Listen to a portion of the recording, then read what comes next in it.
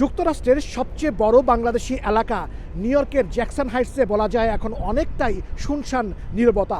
অভিবাসন ইস্যুতে আইসের ধরপাকড়ের পর সর্বত্রই উদ্বেগ উৎকণ্ঠা। সোমবার মার্কিন প্রেসিডেন্ট ডোনাল্ড ট্রাম্প বাংলাদেশিদের সম্পর্কে যে তথ্য দিয়েছেন তাতে আতঙ্ক যেন আরও বেড়েছে। ধরপাকড়ের মধ্যেই এবার নিজের মালিকানাধীন সামাজিক যোগাযোগ মাধ্যম ট্রুথ সোশ্যালে সোমবার একটি তালিকা প্রকাশ করেছেন ডোনাল্ড ট্রাম্প। তাতে বিভিন্ন দেশের অভিবাসীরা কারা কতটুকু যুক্তরাষ্ট্র সরকারের সুযোগ সুবিধা নিচ্ছেন তা তুলে ধরেন মার্কিন প্রেসিডেন্ট। এতে দেখা যায় তালিকার ২০তম দেশ হিসেবে ৫৪% বাংলাদেশি পরিবার সরকারি সুবিধা ভোগ করছেন। অভিবাসীরা যুক্তরাষ্ট্রের জন্য বোঝা বরাবরই এমন একটি ধারণা প্রতিষ্ঠিত করতে চান ডোনাল্ড ট্রাম্প। এজন্য সরকারি সুযোগ সুবিধা বন্ধ করার পক্ষে তিনি। অভিবাসীদের মধ্যে তাই ছড়িয়ে পড়েছে আতঙ্ক।